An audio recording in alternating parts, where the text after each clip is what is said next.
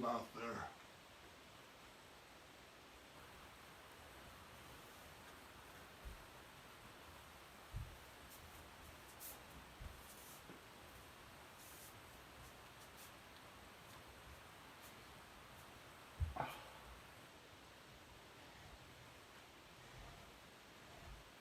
Good morning, good morning.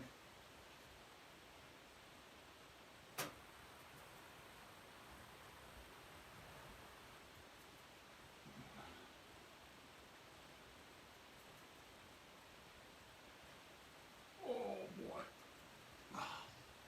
That was a long journey.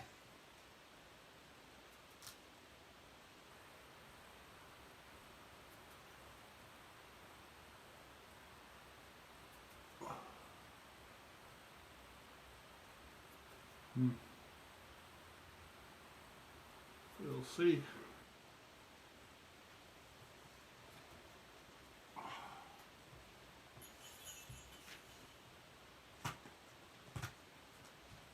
It's wonderful to be here again. Just wonderful. I better move my candle. I don't want to get burned.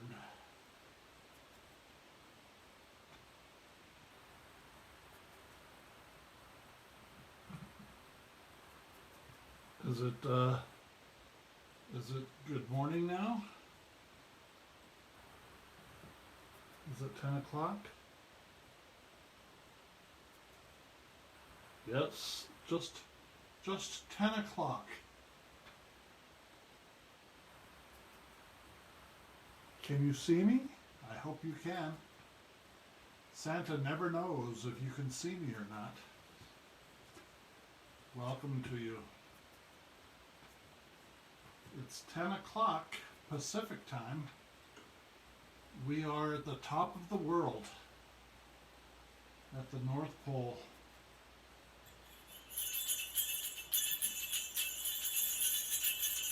Greetings to you.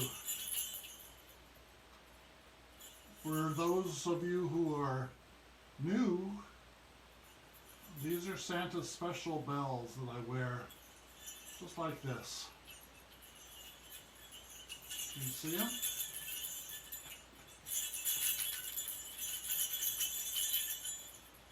That's so if I get lost, the elves can find me. But these are special bells because a question that I get from children is, I don't have a chimney, Santa, how will you get into my house? And right here, I have special keys. And what we do is we imagine touching these keys if you can't be here with Santa. And you reach out and you touch those keys and count to 3. And that then will send a special code so that when Santa reaches your house, he'll be able to enter your home even if you don't have a chimney. I never lose my special keys. Welcome. You are visiting Santa's studio now. Santa won't be able to visit with as many children and adults around the world in person, except for Christmas. And that's why I'm kind of broadcasting live every Saturday morning at 10 o'clock Pacific time here at the North Pole. The elves put together this wonderful studio that you can see as a way for Santa to reach out to the world, especially the boys and girls and the adults who believe or don't believe and just need to see Santa. Well, in the United States and a few other countries around the world, there was a holiday celebrated named Thanksgiving.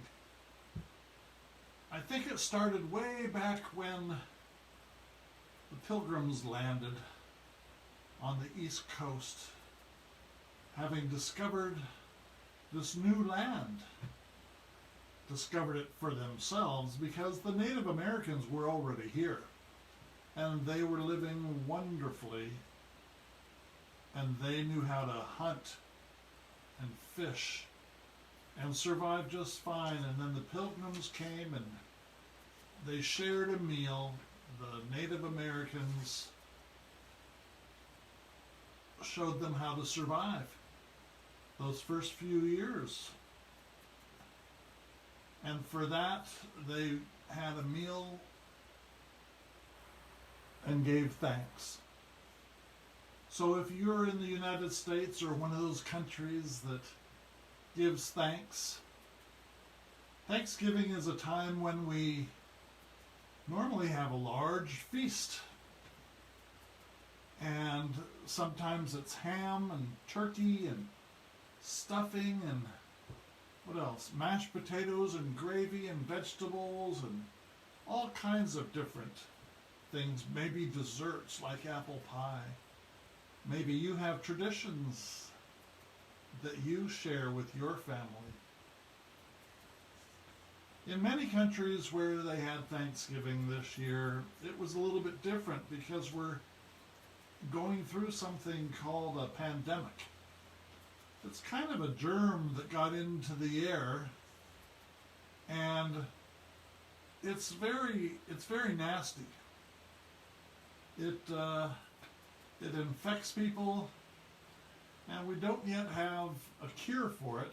Scientists are working on finding a cure. All around the world this has affected people, and the experts are telling us to stay just with the very, very few people that are in our family. And so maybe your Thanksgiving wasn't a big feast with all of your family and friends, but a smaller, more intimate gathering. And if it was, I hope that you still gave thanks, because we have much to be thankful for. I know Santa has a long list of things to be thankful for. Santa's family and friends and elves and helpers. I have a roof over my head to keep the snow and the bad weather out. And I have everything that I possibly need. And so Santa is incredibly thankful. Here it is now, 2 days. I think Thanksgiving was celebrated this last Thursday, Friday, Saturday. So yes, it's 2 days now. I hope your Thanksgiving was a blessing to you and your family. We always need to try our best to have an attitude filled with gratitude, Santa says. Be gracious and thankful for all of the blessings that we have in our lives. Small blessings. It might be running water. There's all kinds of things. If we look closely enough, we can be grateful for. And that's what our Thanksgiving is supposed to be about. It's not about the big feast and those things. It's about what we are thankful for and grateful for. Well, I would invite you to not only watch Santa here live on his Santa Facebook page, I Believe in Santa, ho ho ho, but when this broadcast is done, my tech elf will take a look at it and put it onto, I guess Santa has a YouTube channel. I think it's called Santa Jeff Claus. Now, I know I've said this a few times before, but don't put an E on the end of Claus. Santa Jeff Claus. You can search on YouTube and find Santa's YouTube channel. And you can rewatch this whenever you want. All the past episodes are there. We are now in season 2, episode 4. Show 4, if you will. The elves are now rested. We had a lovely feast here at the North Pole. We gave thanks. I gave thanks for all of my helpers and all of my elves. They are now taking this day, Saturday, and tomorrow, Sunday, off to continue to rest. Because it's on Monday that we get busy again at the workshop. Making gifts of all kinds. Toys, books, all kinds of things. Musical instruments, just a variety of things. Now, I'll give you a little update about life here at the North Pole. If you recall, last week, Father Time was a little bit sick. He's now doing much better. And Mother Nature also was a little bit sick. But now Mother Nature is doing well as possibly can be. She's getting healthy again, so she can take care of our nature around the world. They're all getting better. The sleigh is now repaired. It's been taken on some test flights. The reindeer are doing fine. Many of you wrote to me and said that your favorite reindeer was Rudolph. And I understand that. Rudolph is special. Red nose. Has a gift for navigating around the world. But some of you asked about whether or not there would be a Christmas this year, since this pandemic virus is going around the entire world. And our leaders are finding a way, and our hospital workers, and our nurses, and our doctors, and our workers in grocery stores who help us continue to be able to buy food. It's a challenging time, no doubt. But you wrote and you said, Santa, will there be a Christmas this year? And I have a scientist elf here at the North Pole who told me that, yes, there will be a Christmas. Don't worry, children and adults. Santa will be traveling around the world as normal. Because Santa isn't going to catch the virus. He's immune.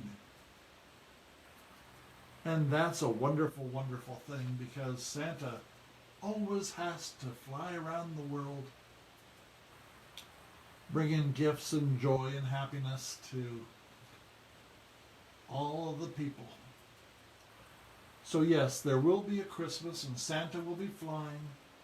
The sleigh is repaired. Santa's immune from catching this terrible virus that's hurting people around the world. But if you're not immune, and even if you are immune, we're supposed to wear masks over our nose and our mouth, kind of like this, to stop germs from spreading to other people. Wear your masks. Do wear your masks. The scientists prove that the masks do help in spreading the virus. So please wear your masks. Stay away from people the best you can. So yes, be assured Santa will be traveling around the world on Christmas Eve and seeing all of the people who believe. Whether you're a child or whether you're an adult or somewhere in between, Santa will be flying on Christmas. I'm glad you could join us. Be sure to tune in to YouTube, Santa Jeff Claus, to watch this broadcast again and other broadcasts that Santa's made and other places Santa has been. I think there are about 30 or 40 broadcasts and videos of Santa. Today's birthdays, we have Lynette, who is 8 years old. That's a special, special time. Lynette is in 3rd grade. Theo is 6. Little Theo. Happy birthday to both of you. Maddie is 12. Maddie is at a special age. Happy birthday to Maddie as well.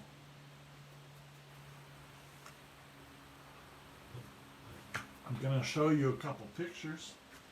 Here's one of my special elves. She's Bubbly. That's her nickname. I let my elves choose their own name while they're at the North Pole. Here's Santa's house. Snow, and you'll notice the clock points to different months throughout the year. And here is now pointing to December as we reach December. It's snowy here, as you would expect. The house is covered in snow. And always remember that Santa loves you. You see the candy canes? Yes. Are you ready for story time? I hope so. Santa is going to be recording. I don't know if I'll do it live, but Santa will be recording all of the Christmas stories that he has here at the North Pole. I'll be putting those videos on my YouTube channel, Santa Jeff Claus, so that if you want to go back and look at some stories, you'll be able to do that. I think there are going to be maybe 15 or 20 different stories that Santa will read and record and put up on the YouTube channel. So look for those in coming days. Santa's going to be very, very busy, just as the elves get back to work on Monday. You like my cup? Refreshing water. Love you to the mountains and back. Santa loves the mountains. Today's story. I mentioned this last week to you. Today's story is called Too Many Tamales. I mentioned last week, just briefly, that different people around the world, and Santa sees them all, different people around the world have different customs. They have different cultures, things that they do, traditions that they celebrate. And in this culture of Mexico, one is that during the holiday season, they make and eat a lot of tamales. Tamales are a special kind of a corn mixture, ground up corn, kind of like flour, but grainier. And then they fill the tamales with different fillings. It could be beef or pork or chicken. Or sometimes they have sweet tamales, peppers, and other things like chocolate and fruits and so forth. This story, Too Many Tamales. Gary Soto and Ed Martinez. Illustrations by Ed Martinez.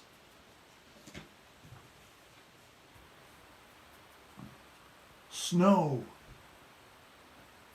drifted through the streets, and now that it was dusk, Christmas trees glittered in the windows.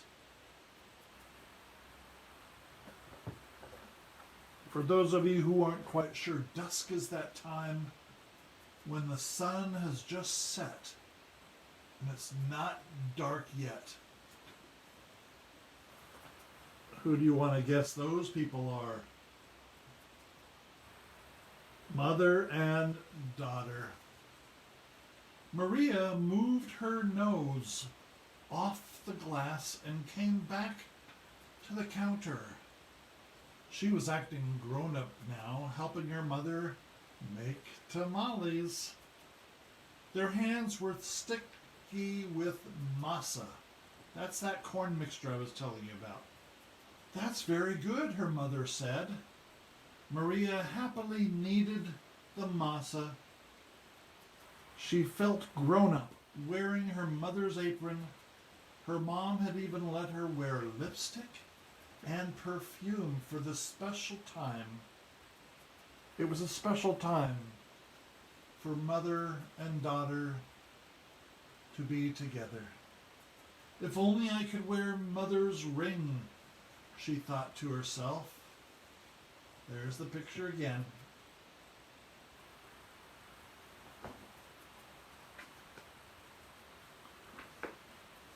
Maria's mother had placed her diamond ring on the kitchen counter.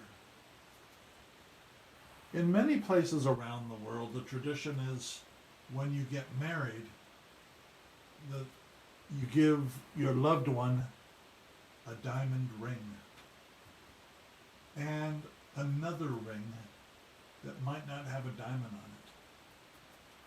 Maria loved that ring. She loved how it sparkled like their Christmas tree lights. When her mother left the kitchen to answer the telephone, Maria couldn't help herself.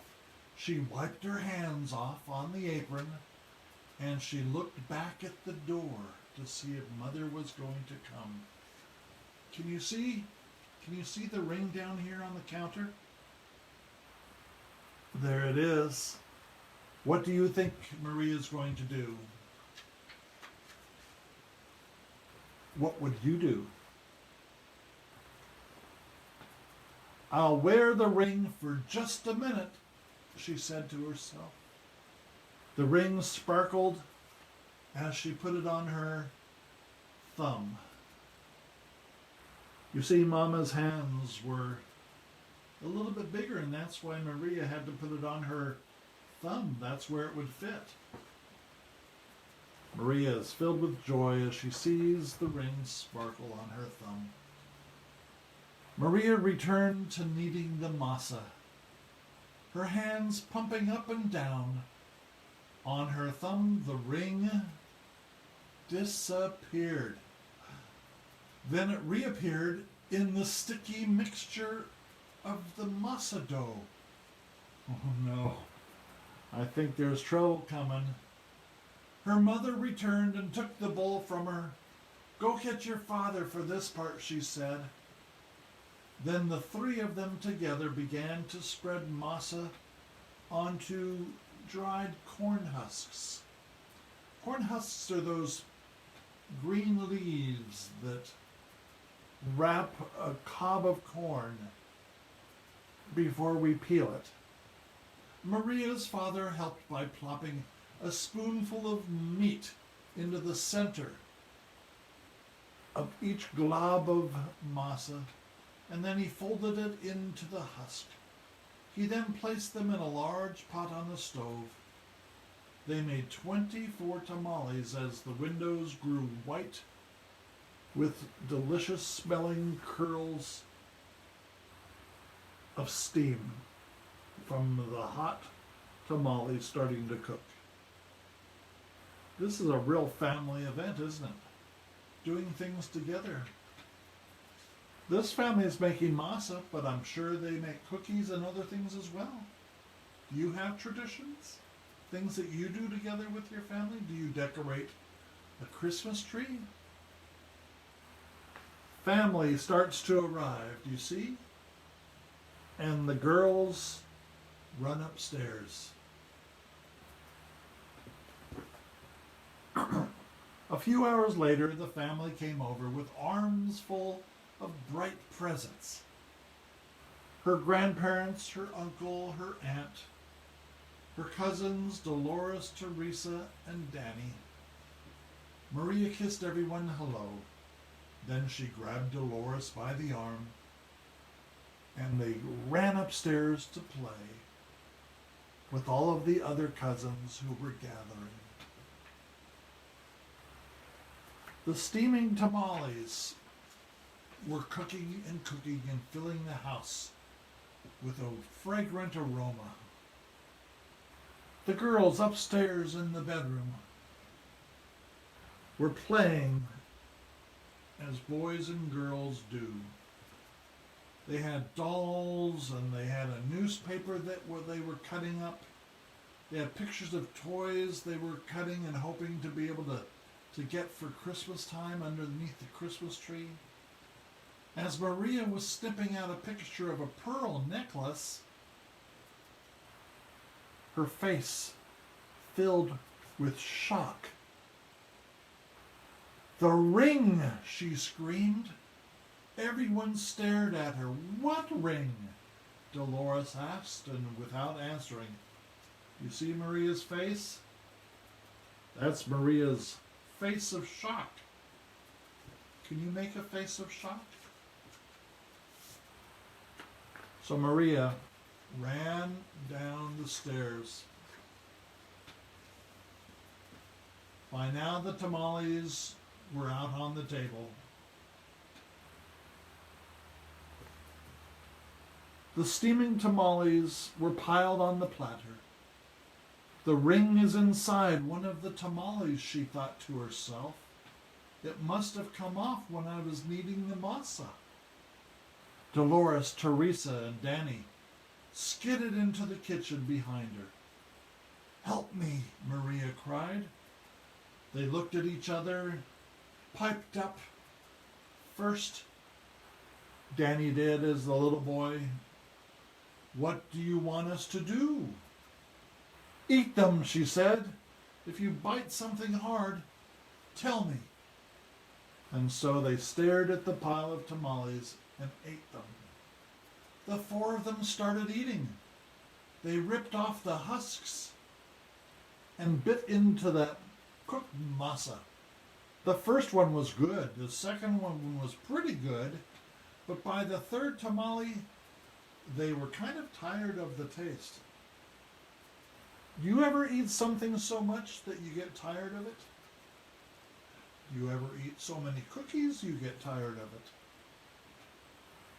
Santa doesn't. He loves your cookies on Christmas Eve. "Keep eating," Maria scolded. Corn husks littered the floor. Their stomachs were stretched till they hurt. But the cousins kept eating until there was only one tamale left on the plate.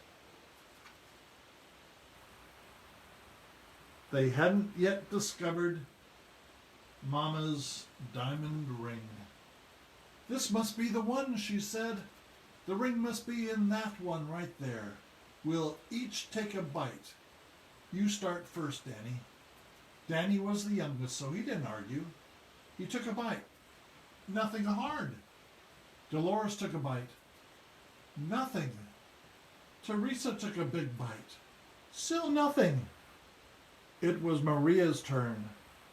She took a deep breath and slowly, gently, she bit into the last mouthful of tamale. What do you think she felt in her mouth. Nothing? Didn't any of you bite something hard? Maria asked. She was now even more frightened than ever, having lost her mother's diamond ring. Danny frowned. I think I swallowed something hard, he said. Swallowed it, Maria cried, her eyes big with worry. She looked inside her mouth. Teresa said, I didn't bite into anything hard, but I think I'm sick. I ate too many tamales. Maria didn't dare look into Teresa's mouth. She wanted to throw herself onto the floor and cry. The ring was now in her cousin's throat, or worse, it was in his belly.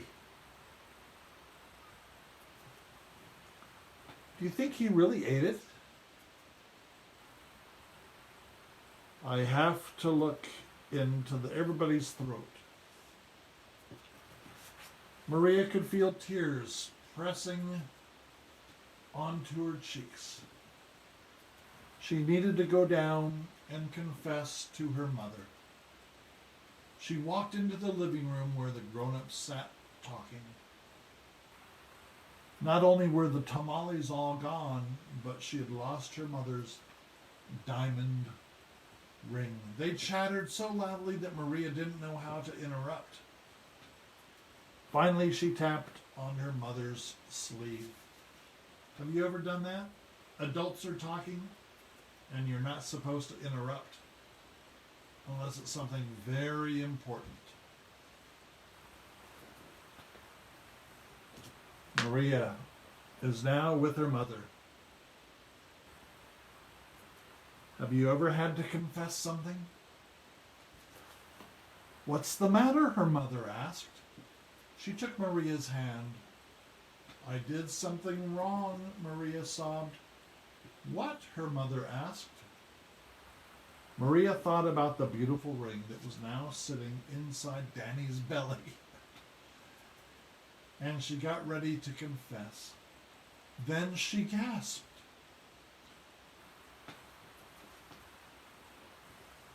Can you look at the bottom of Mama's hand? What do you see on her hand? The ring, Maria nearly screamed. It was on her mother's finger. Maria's mother scraped off a flake of dried masa. You were playing with it, she said to Maria gently. I wanted to wear it, Maria said, looking down at the ring, her eyes filling with tears. Then she told them all about how they'd eaten the tamales. Her mother moved the ring a little bit on her finger. It winked a silvery light. Maria looked up and Aunt Rosa winked at her too. Well, it looks like we all have to cook up another batch of tamales.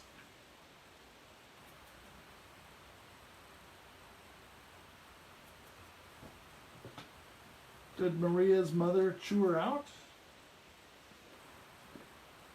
Maria held her full stomach as everyone filed into the kitchen, joking and laughing. At first she still felt like crying, as she needed a great bowl of masa next to Aunt Rosa. As she pumped her hands up and down, a leftover tear fell from her eyelashes into the bowl of masa, and for just a second, it rested on her finger, sparkling like a jewel, a tear. Then Rosa nudged her with her elbow and said, Nina, it's not so bad. Everyone knows that the second batch of tamales always tastes better than the first, right?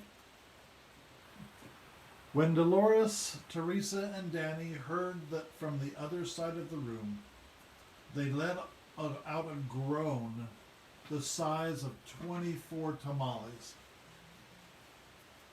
Then Maria couldn't help herself. She laughed. And pretty soon everyone else was laughing, including her mother. And when Maria put her hands back into the bowl of the masa, the leftover tear was gone, and no, Maria never touched her mother's ring again.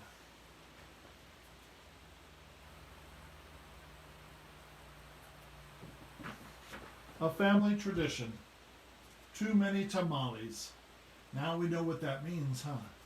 The kids ate 24 tamales, and then the family gathered to make even more tamales that the other family could eat. I hope you enjoyed today's Santa story. It's a wonderful story of families and tradition. Think about your traditions during these holiday seasons. We just finished Thanksgiving, many of you did, and there are traditions related to that. And as we head toward Christmas time now, I know Santa here at the North Pole has many, many traditions with his family and friends and elves here at the North Pole. Too many tamales. Would you like to hear a Santa story? For those who are new, Santa usually, if he has time, reads a storybook. But many of you wrote to Santa and said, Santa, you travel the world. Do you have any of your own personal stories? Well, Santa hasn't written a book, but actually, I do keep a little notebook that's filled with, you see, it's filled with notes about people that I meet. We're going a little bit long today, but this is a wonderful story because it happened to Santa on one of his journeys around the world. I was at a special event. It was actually a large community festival where they served all kinds of different foods. And Santa was there. There were thousands of people. Thousands. And Santa was there along with many others. And people could come up and visit with Santa, take pictures with Santa, tell them what they wanted. We even had a little table set up where children could write down things that they may have wanted. A crowd had gathered in front of Santa. It was nighttime. Lights were sparkling, and two girls came up to visit with Santa.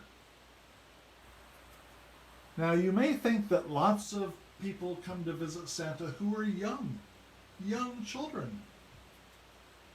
But I've visited with adults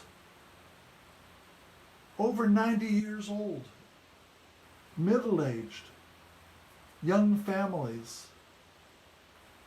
But these girls were high school age. They were about 16 or 17.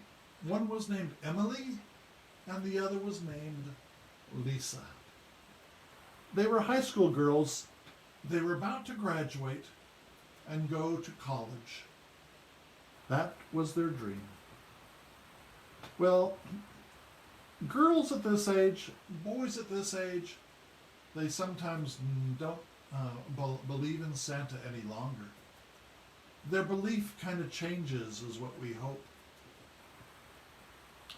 I mentioned that last season. Maybe that's a story I'll tell again another time. Emily and Lisa were coming up to Santa because their parents wanted them to. The parents wanted to take more pictures, as was their tradition, of the girls' best friends visiting with Santa. Picture time.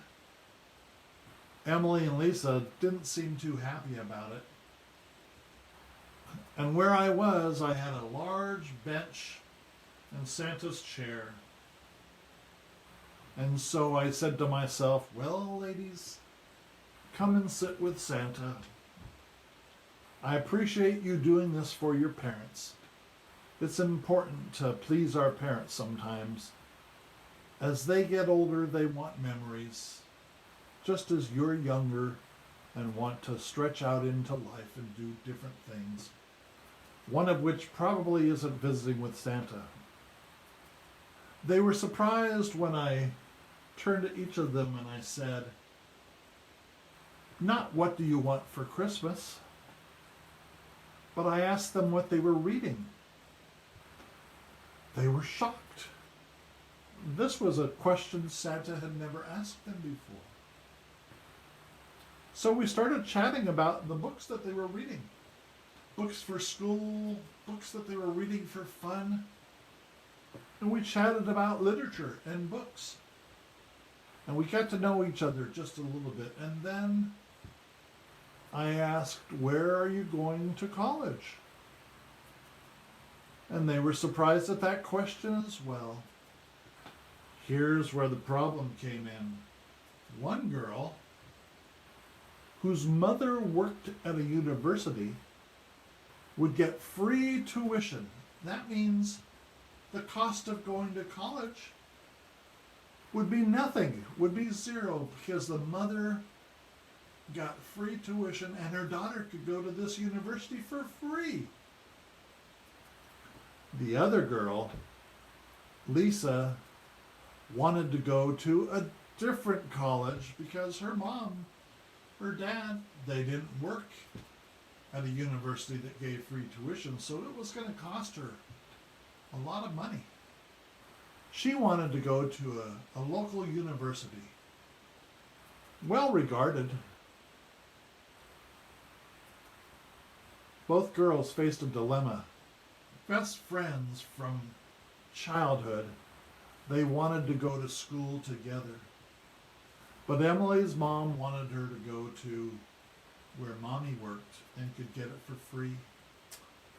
Lisa wanted to go to the public university where it would cost a little bit of money, but it would allow the girls to stay together. They'd always been together. Friendship is so important. So we had this discussion about this dilemma the girls were facing.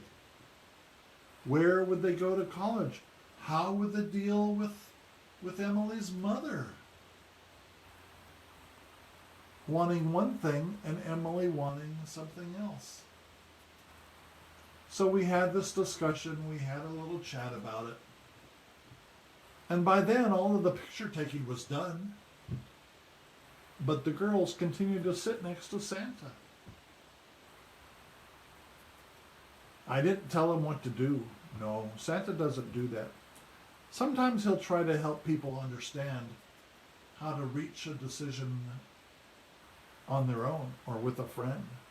And that's what the girls started to do. By now, the parents, all done taking pictures, were wondering, what could the girls possibly be talking to Santa about? And we sat there for another 10 minutes having a nice visit about real things going on in their lives. Sometimes Santa doesn't talk about toys and gifts and those types of things. I feel very privileged to be able to listen to and speak with people about real life issues. And so eventually the girls pulled out their own cell phones. And you know how they do. I can't do it, but they reached out their arm and they started taking selfies with Santa.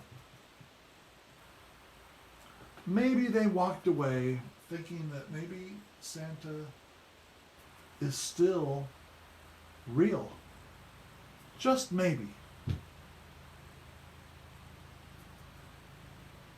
I hope you believe that Santa is real in your life. And that is Santa's tale for today. A true story. Something that really happened to Santa. Well, as we say farewell for today, remember to be kind to one another. Be helpful. Listen to your friends. Use nice words. Use nice words that help, don't hurt. Words you can speak, but you can't get them back. And so, do your very best this week. Take care of your family and your friends. Take care of yourself. Wear your mask. Wash your hands. I know you're finding different ways to communicate. You remember, now that Thanksgiving is done,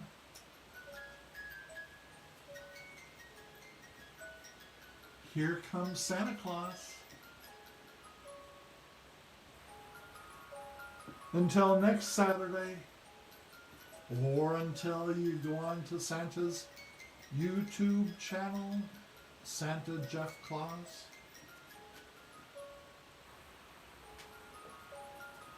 I'll see you next week.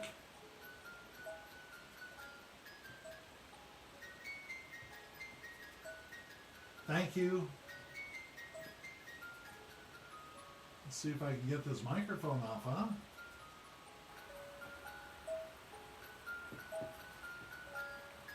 I can't.